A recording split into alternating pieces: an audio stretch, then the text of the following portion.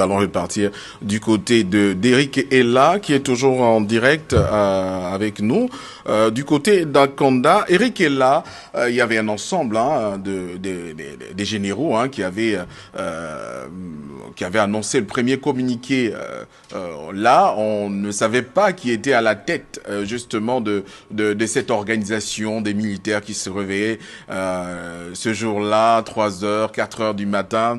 Et après, quelques heures plus tard, en tout cas quelques minutes qui ont suivi, les prochains communiqués ont clairement identifié, donné le nom de Brice Clotaire Oligui-Nguema qui avait la direction justement de ce communiqué. Est-ce qu'on peut dire aujourd'hui que c'était un casting des militaires qui a été réussi, le militaire qui a réussi finalement à fédérer tous ces hommes d'armes?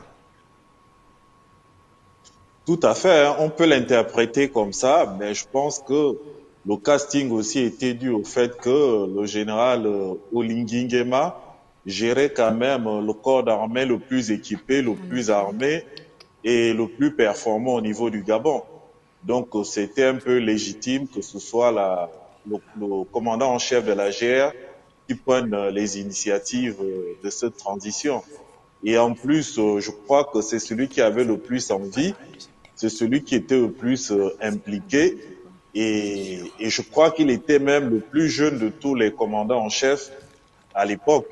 Mais si ses aînés l'ont choisi, je crois que c'est à cause de son leadership parce qu'il avait déjà fait parler de lui en tant L'expérience. que commandant en chef de la GR par la réforme qu'il avait amenée dans ce corps d'armée.